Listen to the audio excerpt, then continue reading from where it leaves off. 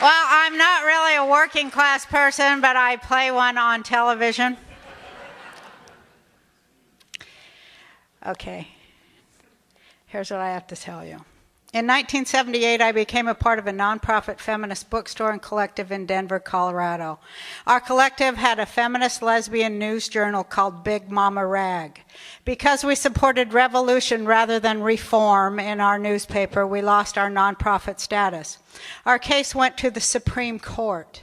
Google, my son said don't say Google in because you sound old. Google Big Mama Rag. It's so very ironic to me every day that I stepped into the media largely because of this Supreme Court decision. I wanted to confront the media head on because I felt that the decision was wrong and extremely anti-democratic.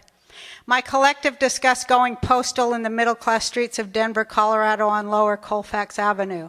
We discussed bombing a strip club there and liberating the naked woman mannequin that stood on top of the place. I'm not making this up.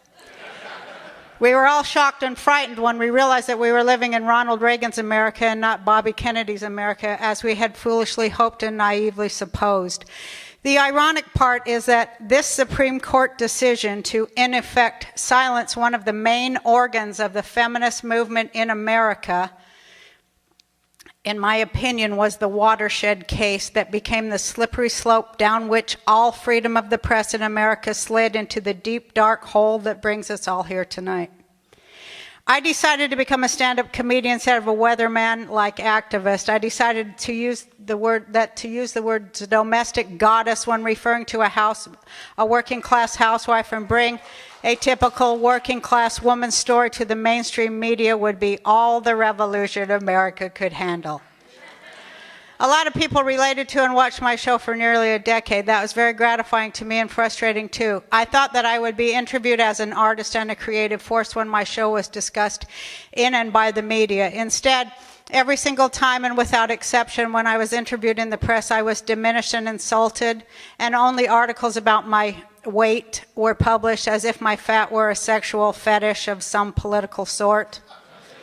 I would be talking about class in America, and they would write about how the fat, sassy Barr munched a couple of brownies during our interview and is quite passionate and feels the lower classes are disrespected in television. At one point, after I began to lose my mind, I refused to continue the interview until the journalist used the term working class instead of lower class or blue collar. The hubris was unbelievable to me, and it still is. Around this time, I tried to make a lot of jokes about how full of shit everything in this country is, including the national anthem, but none but a few opera-trained beings can even fucking sing, and they cannot even remember the words, which make no sense at all to anyone who is not educated in the manner of English royalty. As a result of my ultimate social gaffe, I lost every business opportunity I had and was threatened with cancellation. Following in the footsteps of infamous feminist writers before me, I went completely mad and was hospitalized in several of the better mental institutions and heavily drugged in order to be able to continue the sitcom about a woman trying not to lose her mind in an insane world. After the sitcom family won the lottery and my character bought back the factory where she had lost her union job because of Fred Thompson, who played my boss, and which of course was never been once written about in any paper anywhere. And instead, things are written about how I betrayed the working class I did a show about by having my character win the lottery. I wanted to continue talking about class in America and to do a talk show that raised issues that mattered to the class of people who watch television.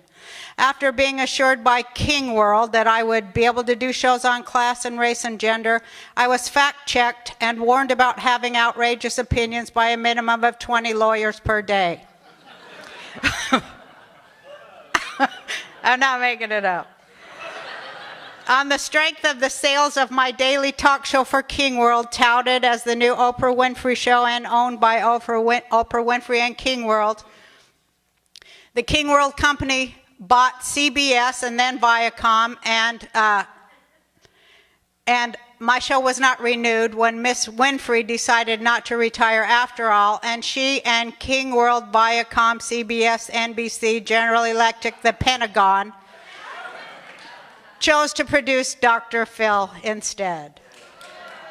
So anyway, then I tried to get on the radio to tell the average Joe six-pack and hockey mom what was really going on with freedom of the press and the other threatened civil rights I knew were next to go. All of these things paled in horror, all of the above paled in horror, next to trying to get on the radio in America with a left-wing, not a liberal Democrat, not a liberal Democrat point of view. I am now paying to have use of the airwaves. I am paying to have use of the airwaves that the citizens of this country own.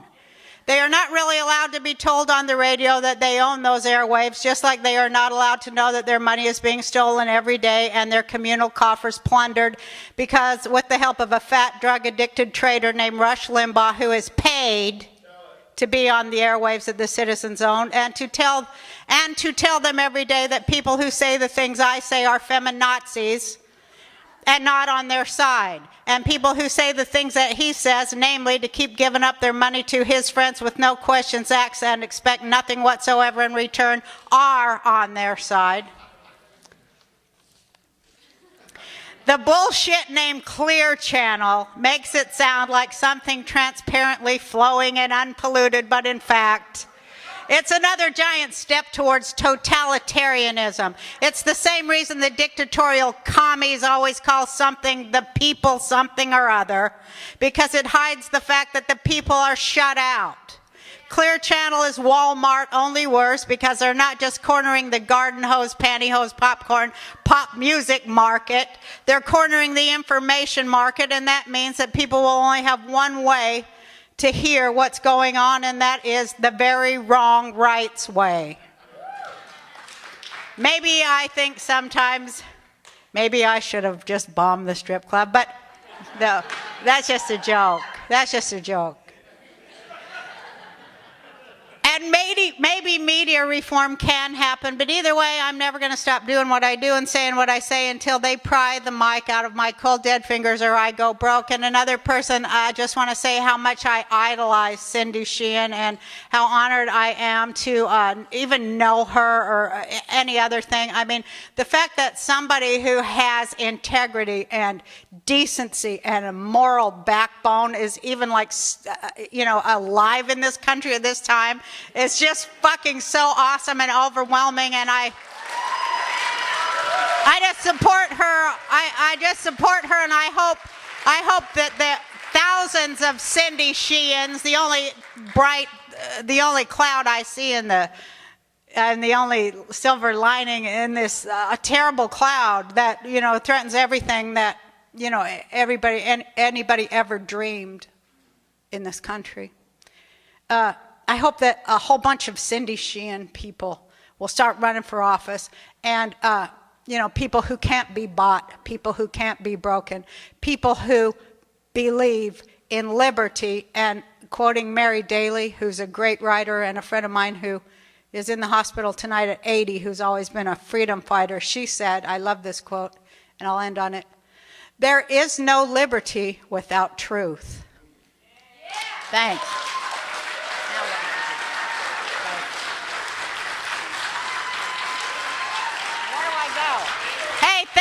Thank you guys for being here too.